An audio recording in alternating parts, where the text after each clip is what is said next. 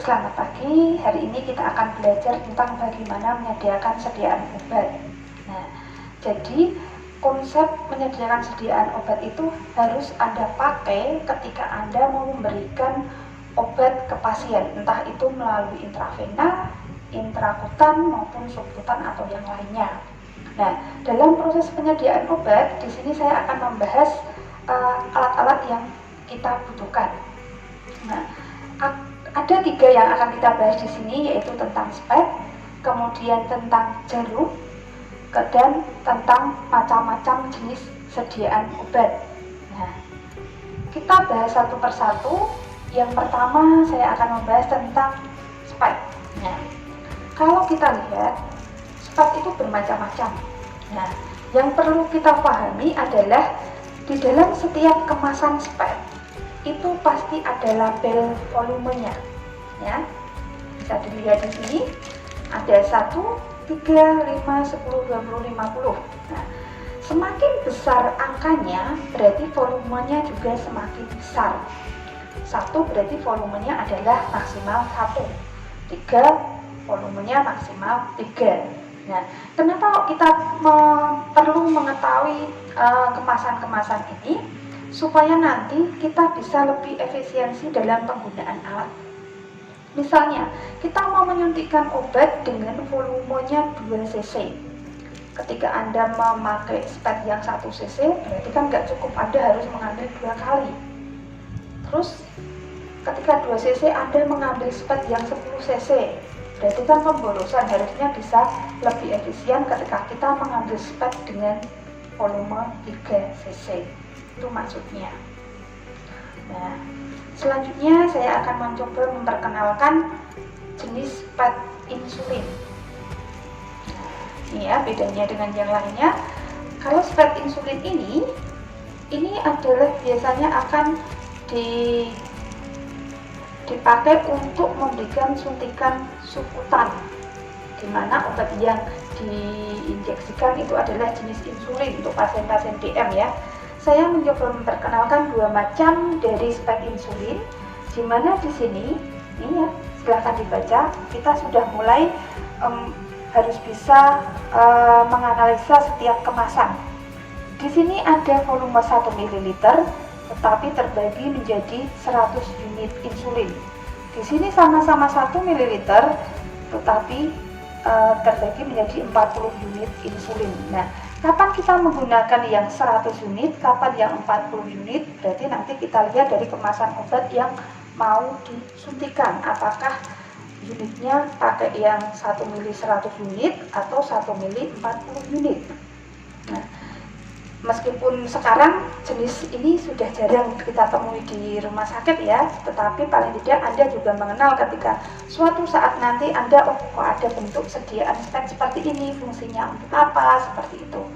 Nah, selanjutnya yang ketiga adalah saya mencoba memperkenalkan ini yang disebut dengan pen, ya, bentuk pen. Ini adalah jenis pad yang berbentuk pen, di mana di dalamnya di sini sudah diisi dengan insulin, ya.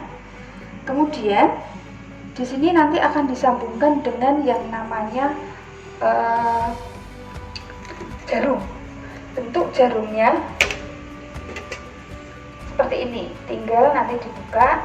Semua kemasan ini steril, ya.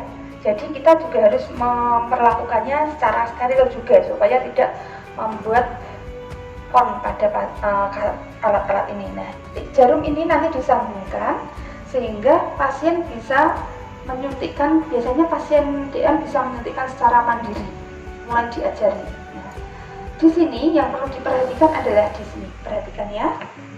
Nah, ini ada angka-angka adik. Nah, 0, 1, 2 dan selanjutnya. Ini untuk apa? Ini adalah dosis insulinnya, mau berapa unit. Misalnya kita mau menyuntikkan obat ke pasien 4 unit, berarti kita harus mengepaskan di sini, ini ya, garis yang ada di sini dengan di angka 4. Berarti nanti yang disuntikkan insulin dari sini itu adalah 4 unit. Demikian juga selanjutnya, kalau misalnya mau 6 berarti kita harus memutar. Caranya memutar seperti ini, 6 seperti ini dan selanjutnya. Itu ya. Oke. Nah, itu kita sudah belajar tentang spek. Ya, selanjutnya kita akan belajar tentang kemasan dari jarum. Nah, kalau kita lihat di kemasan jarum itu juga ada label-labelnya, mulai dari 18, 23, 26, 27. Berbeda dengan spek yang tadi, kalau jarum semakin besar angkanya, kita lihat ya, kita bandingkan, semakin besar angkanya, semakin kecil jarumnya. Jadi kebalikan dari spek tadi. Kalau spek tadi semakin besar angkanya, volumenya yang bisa masuk semakin besar. Kalau ini tidak. Nah, bagaimana penggunaan angka-angka pada jarum ini? Ini biasanya akan sedikit menyesuaikan dengan kemasan yang spek tadi. Nah, sebenarnya di spek tadi juga ada nih. Ketika misalnya di sini nih 3 ml. Di sini jarum yang ada pada spek 3 ml itu adalah jarum angka 23. Terus kemudian yang di nih, nah 5. Biasanya jarum yang ada di spek 5 ml itu adalah jarum nomor 22. Nah, itu biasanya yang sudah dipasangkan dari pabrik. Tetapi pada saat kita mau menyuntikkan, yang sering dipakai itu adalah 23 dan 26. Nah, 26 ini kecil. Biasanya akan kita pakai untuk anak-anak atau untuk intrakutan. Nanti kita akan belajar intrakutan itu apa. Nah, ini untuk jarum. Selanjutnya saya akan menjelaskan tentang sediaan obat. Nah, kita akan mengenal di lapangan nanti ada 2 jenis sediaan obat ya. Dalam bentuk ampul itu seperti apa nih? Ini bentuk ampul. Kalau dalam bentuk vial itu yang seperti ini. Nih, ini vial. Ini vial. Ini ampul. Nah, sama di dalam obat pasti ada label nama obatnya apa. Kemudian di situ dalam satu ampul itu berisi berapa mililiter dan obat yang terkandung dalam larutan ini berapa, seperti itu. Contohnya ini ya. Kita lihat, kebetulan ini adalah Neurobion. Belum kelihatan, Bu. Belum kelihatan ya. Oke. Nah, udah kelihatan ya. Nah, di sini adalah obatnya Neurobion 5.000. Nah, isinya ada tiamin, HCl+, dan pyridoxine. Nah, di sini kita lihat ini isinya nih, isi bersih 1 ml. Berarti volume obat. Belum kelihatan, Bu. Oke. Nah, sudah kelihatan ya, ini ya. Terlalu kecil. Nah, udah cukup. Nah, kelihatan. Ini berarti dalam ampul ini berisi obat yang sudah dilarutkan, di mana volume cairannya 1 ml. Nah, 1 ml ini kandungannya berapa? Nah, ini ada. Ini berarti mengandung 100 mg. Ini vitamin B1, B6, berapa miligram itu ada, semuanya ada di sini. Nah, itu cara membaca dari kemasan obat. Saya contohkan lagi nih ya. Nah, kalau ini adalah bentuk vial. Biasanya obat yang masuk ke dalam bentuk vial itu adalah bentuk yang serbuk, yang belum dilarutkan, berbeda dengan yang tadi. Kalau ini obat sudah dalam bentuk larutan, berarti sudah dilarutkan. Nah, tugas kita sebagai seorang perawat, pada saat kita mau menyuntikkan obat dalam bentuk serbuk, berarti tugas kita yang pertama adalah kita harus melarutkan serbuk ini. Nah, serbuk ya, melarutkan serbuk ini supaya menjadi bentuk larutan seperti yang ada di ampul ini. Seperti itu. Gitu ya. Nah, cara melarutkannya bagaimana nanti kita pelajari. Nah, itu kita sudah belajar tentang apa itu spek, jarum, dan kemasan obat.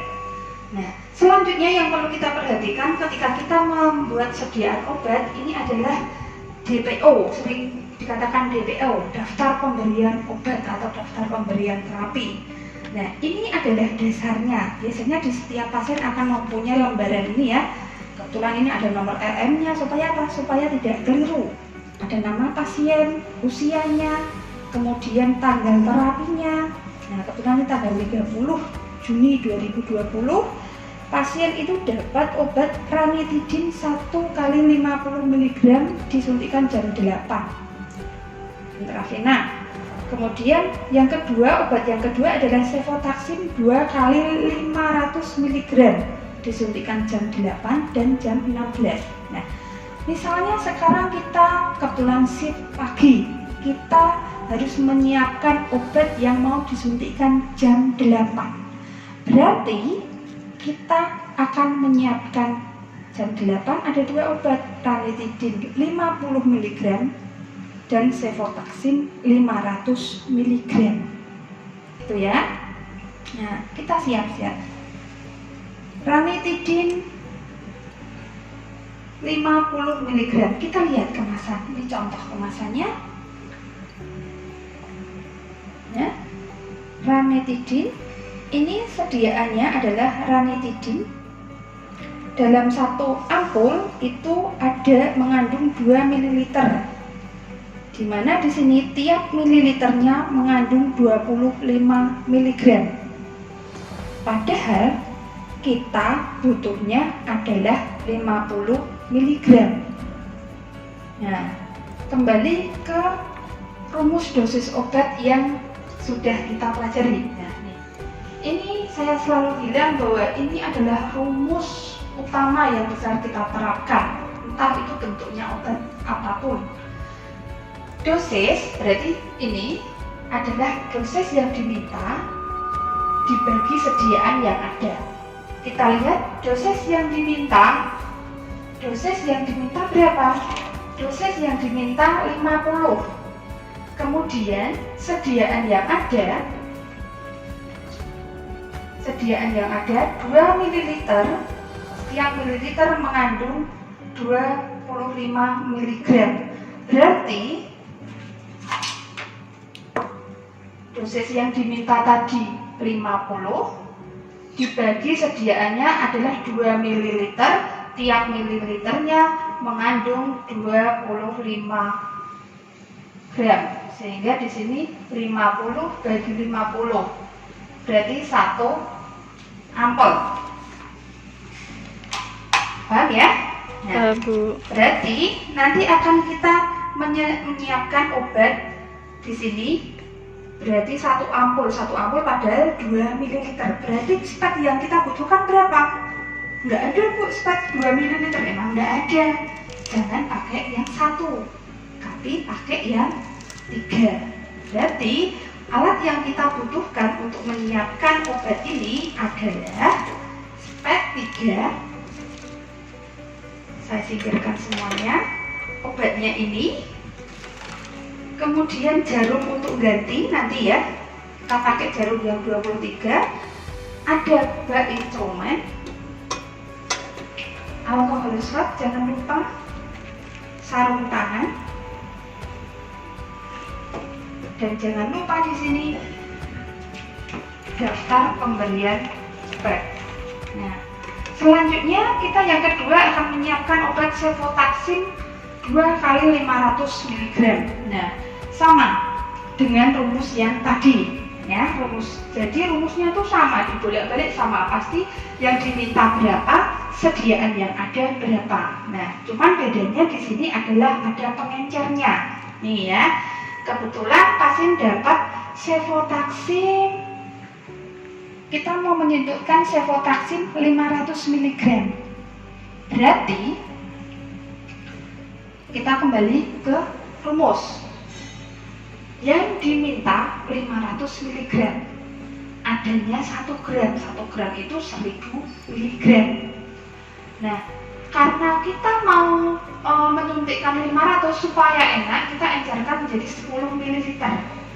Nah, pengencernya 10 ml. Jadi 500 dibagi 1000 dikali pengencernya, ketemunya 5 ml. Sehingga nanti obat ini akan kita encerkan 10 ml. Menggunakan apa? Menggunakan water for injeksi. Nah, perlu saya sampaikan di sini. Bentar Bu, belum kelihatan Bu. Belum kelihatan ya? Mana Bu tulisannya Bu? Nah, ini tulisannya nih, sterilis water for injection. Nah, berarti ini adalah air steril untuk injeksi. Nah, terkadang ada beberapa obat dalam bentuk vial itu sudah disertakan dengan pelarutnya. Kalau sudah disertakan dengan pelarutnya, berarti kita akan melarutkan dengan pelarut yang dalam kemasan pabrik tersebut. Tetapi kalau tidak, berarti kita bisa menggunakan cairan water for injeksi ini. Nah, ingat ya, ini yang ada 1 gram, mau kita encerkan 10 ml, yang dibutuhkan 500, kita hanya butuh 5 ml. Nah, sekarang kita siapkan. Yang perlu kita siapkan adalah obat tersebut, water ininya. Kita butuh spek berapa berarti? Bisa pakai 5, bisa pakai 10. Kalau 5, berarti nanti kita perlu 2 kali nyuntik ke sini. Tidak masalah. 10 juga tidak apa-apa. Oke, kita pakai 5. Yang lainnya kita singkirkan. Kemudian perlu jarum gantinya. Kita pakai 23 ya, ada 23.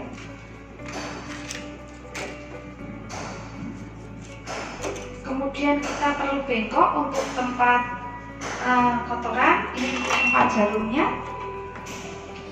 dan kasa untuk mematahkan ampul. Nah, kita satu persatu. Pada saat menyiapkan obat, kita juga harus tetap memperhatikan cuci tangan, kemudian sarung tangan. Sarung tangan yang dipakai steril tidak perlu, yang penting sarung tangan bersih. Ini untuk keamanan, safety dari perawatnya, karena obat itu kita mulai dengan menyiapkan obat ya. Jangan lupa kita lakukan cuci tangan secara ketiga benar dan menggunakan sarung tangan. Sarung tangan yang kita pakai adalah sarung tangan bersih, di mana fungsinya untuk safety dari perawat. Karena kita mau menyiapkan ini ranitidin, tadi kita butuh 2 ml ya, pakai ini, pakai spek ini.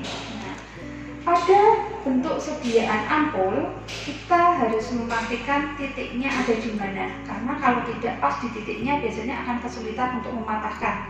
Ini yang lebih jelas mungkin ya. Nih, bisa dilihat. Yang mana Bu? Hitam itu Bu? Yang hitam nih. Nah, ini adalah titik di mana kita nanti akan mendorong supaya leher ampul ini patah. Nah, kadangkala obat itu dalam kemasannya itu kan miring-miring ini ya. Sebelum kita mematahkan, kita perhatikan dulu nih. Contohnya nih, berarti di ujung di atas dari leher ampul itu masih ada obat. Langkah yang perlu kita lakukan adalah menurunkan obat yang ada di sini. Caranya bagaimana? Gimana Bu caranya Bu? Dengan cara diputar, bisa diginiin,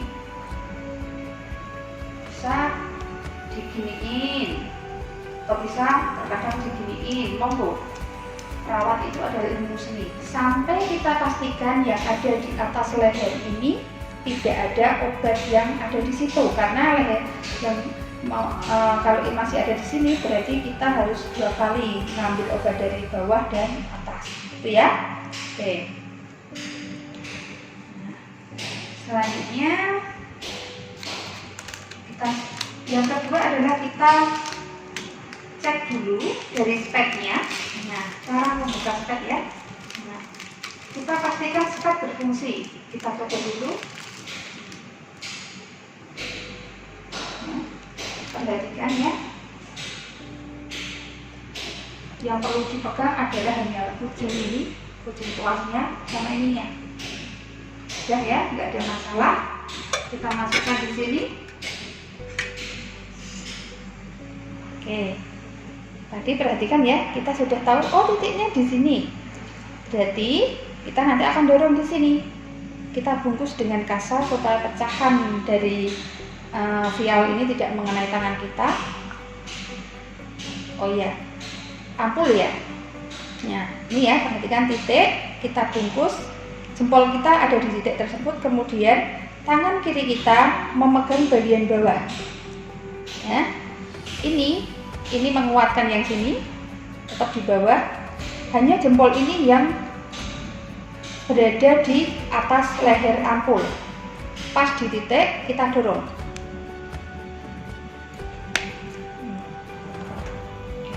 Ya, seperti ini. Kita buang di sini.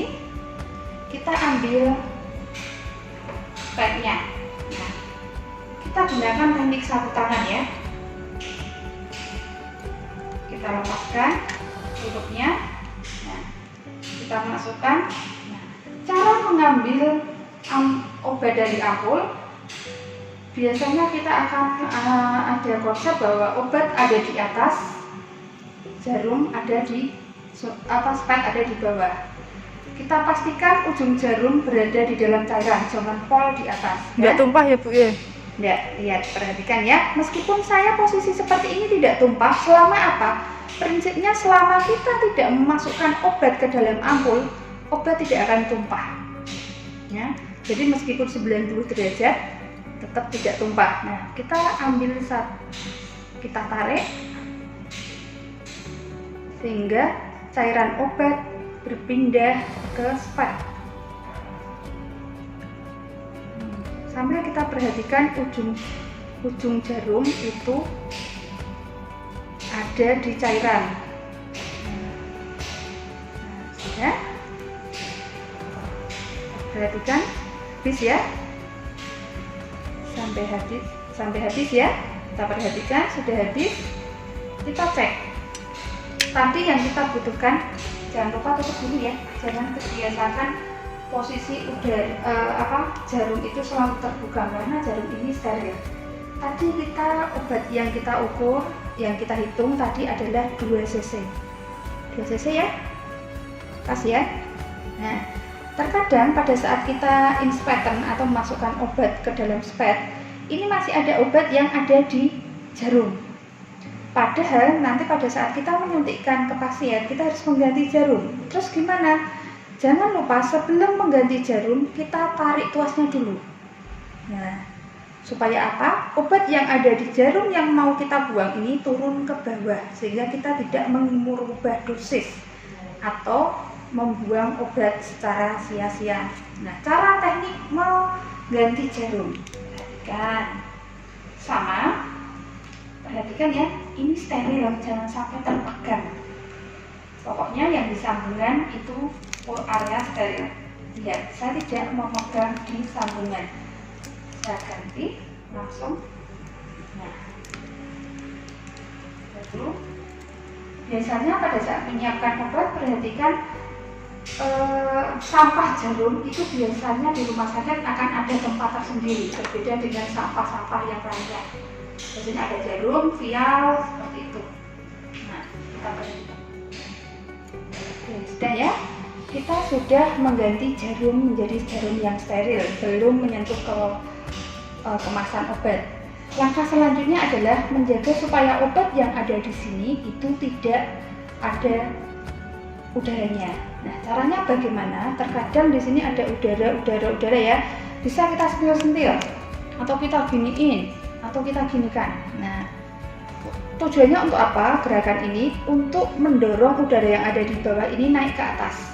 Setelah di sini bersih dari udara ya, bisa diputar, kita tarik sedikit. Nah, supaya obat yang tadinya masuk di sini bisa turun juga. Nah, kalau saya menganjurkan sejajar dengan mata, tegak lurus 90 derajat, jangan miring. Kalau miring nanti sama saja ya.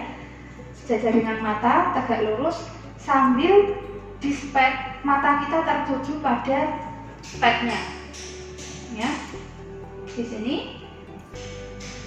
tatapan kita ada di ujung jarum.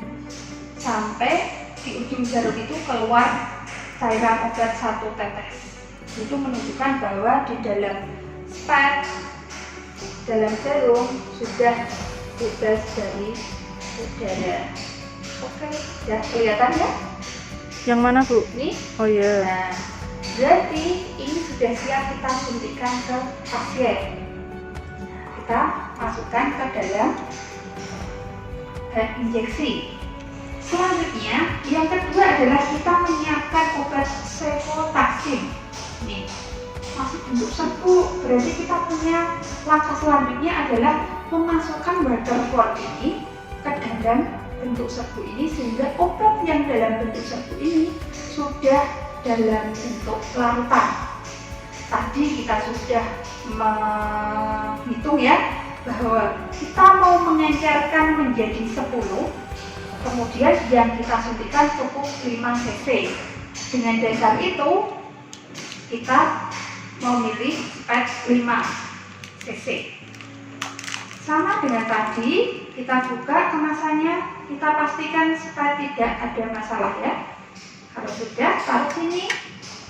Jangan lupa desinfektan dengan alkohol swab. Kita buka. Nah, ini. Nah, kita boleh membuka ini ya, kemasan dari alkohol swab nanti untuk meletakkan alkoholnya ini. Kita desinfektan ujung sini yang mau kita tusuk, dan di sini yang mau kita tusuk ya. Kita taruh sini. Boleh berkali-kali Bu? Cukup 1 kali. Takutnya kalau berkali-kali malah fungsi desinfektannya nanti. Nah, perhatikan nih, kita tusuk yang bagian kita desinfektan sama. Posisinya bagian yang mau diinspek, yang mau dimasukkan ke spek ada di atas, spek ada di bawah. Kita butuh berapa tadi? 10 Bu. 10, betul ya. Kita ambil 5 dulu. Karena apa? Kita tadi memilih pakai spek yang 5. Oke. Sudah desinfektan ya. Kita masukkan yang 5 cc pertama. Kemudian kita ambil, ingat dari 5 cc, masih kurang 5 cc, berarti kita harus mengambil ini lagi 5 cc. Kita desinfektan ulang lagi. Kenapa? Karena sudah beberapa saat kita tinggalkan, siapa tahu sudah ada mikroorganisme nempel di situ. Terus kita ambil lagi 5 cc. 5 cc. Oke, 5 cc.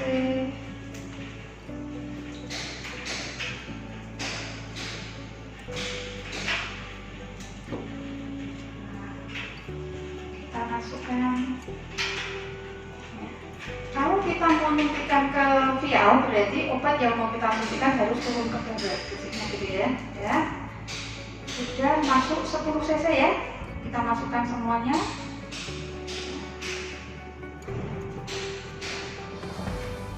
Nah, setelah kita memasukkan 10 cc, langkah selanjutnya adalah kita akan melarutkan cair serbuk tadi. Kita pakai alkohol swab tadi, kemudian kita kocok-kocok sampai kita lihat, perhatikan sampai benar-benar yang tadinya bentuk serbuk tadi sudah semuanya terlarut di dalam waterfall. Nah, perhatikan ya, masih ada bentuk serbuknya? Enggak ada. Enggak ada ya. Oke, berarti kalau sudah tidak ada bentuk serbuk, obat ini siap kita suntikkan. Nah, sebelumnya berarti kita yang mau disuntikkan berapa cc tadi? 5 Bu. 5 ya. Kita ambil lagi, desinfektan lagi. Jangan lupa selalu ya. Selalu ada di atas.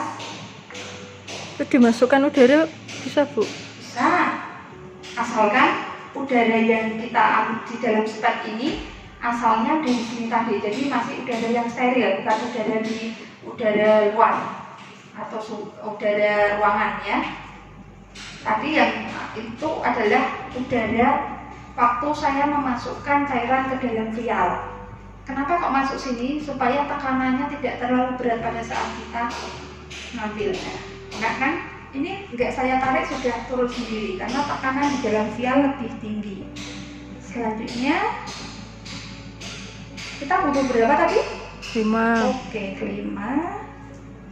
Perhatikan, nah harus tepat dosis. Itu yang harus kita perhatikan ya. Berarti kita akan 5. Oke. Sama dengan yang tadi. Nah, perhatikan ya. Saya pakai teknik satu tangan ya. Karena apa? Untuk mengurangi resiko tangan kita cedera. Jadi pada saat membuka juga seperti ini, taruh seperti ini. Saat menutup pun sama. Kita ujung jarum kita masukkan di sini. Nah, setelah masuk baru tangan kedua boleh. Sudah 5 ml larutan cefotaxim yang berisi 500 mg. Saat suntikan ke pasien, ingat jarumnya belum ganti, berarti kita harus ganti jarum. Sama dengan tadi, sebelum mengganti jarum kita tarik ke bawah dulu supaya obat yang ada di jarum tidak terbuang atau kita tidak salah merubah dosis. Perhatikan teknik sterilnya. Buang tempatnya. Oke, saya nggak pegang sambungan. Perhatikan ya, jangan sampai pernah memegang sambungan, berarti on. Nah, kita lihat selanjutnya ada udara nih, ya. Kelihatan? Gelembung itu ya Bu? Iya betul. Ini namanya udara atau gelembung udara. Kita harus mengeluarkannya. Nah, kita dorong ke atas. Bisa.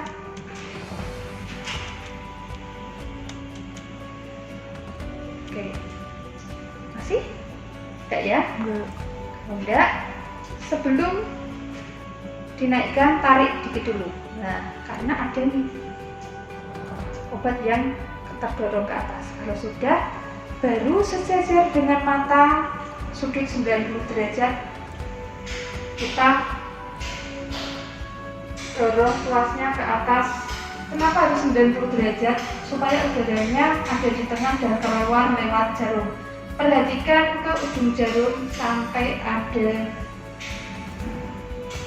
Nah, kelihatan ya? Ya. Nah, berarti ini sudah siap disuntikkan.